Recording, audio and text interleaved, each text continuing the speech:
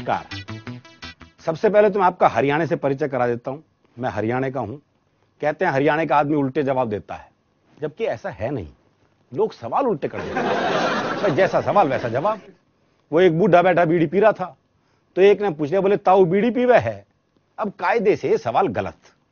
जब तुझे दिख रहा है वो बीड़ी पी रहा है, तो इस फालतू का सवाल कर क्यों रहा है भाई? फिर क्या हरियाणा का आदमी जवाब उल्टे दे है बोले ताऊ बीड़ी पीवे है? बोले ना, अगरबत्ती सुलगाइए, धोख लगाऊंगा। वो एक चौधरी कुत्ते को घुमा रहा था, तो एक ने पूछ लिया, बोले चौधरी कुत्ते ने घुमावा है? बोले ना, ऊंट है, कद छोटा रह गया इसका। अभी पिछले इतवार की बात है, मैं अपनी पत्नी को एक शॉपिंग मॉल में ले जा रहा था शॉपिंग करवाने, तो एक दोस्त मिल गया। बोले भाभी जी को शॉपिंग कराने लाए हो? मैं कहा ना, पल्स पोलियो की दवा पिलवाऊंगा। वो एक अर्थी जा रही थी, लोग राम नाम सत्य करते हुए जा रहे थे, तो जो मरा था उसके छोरे से एक ने पूछा, बोला यो मर गया के? बोले ना, बाजार घुमाने ले जा रहे हैं इसमें। बोले बाजार घुमाने ले जा रहे हैं इसमें, सांझ ने घर छोड़ देंगे और तू कहे तो तेरे घर छोड़ दे। पर आप देखो लोग इस सवाल पूछते हैं। वो एक क्या थे, प्लास्टर बंधा हुआ था, तो एक ने पूछ लिया, बोले हाथ में चोट लग गई के? बोले ना, फैशन है। वो एक की भैंस कट गई रेल से, उसने रेलवे पर मुकदमा कर दिया, तो जज ने इंजन ड्राइवर को बुलाया और पहला ही सवाल उससे ऐसा किया, बोले जब ये भैंस कटी तो ये पटरियों पे थी? बोले ना जी, खेत में चल रही थी। वो तो इंजन की नीयत खराब होगी। वो भी एक आदमी घंटाघर से घड़ी ठीक करके उतर रहा था, तो एक ने पूछ लिया, बोले घड़ी खराब होगी थी के?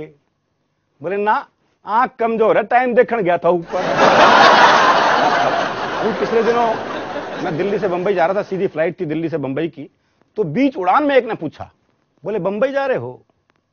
मैंने कहा ना, पैराशूट बांध रहा हूं, नीचे कूदूंगा भी।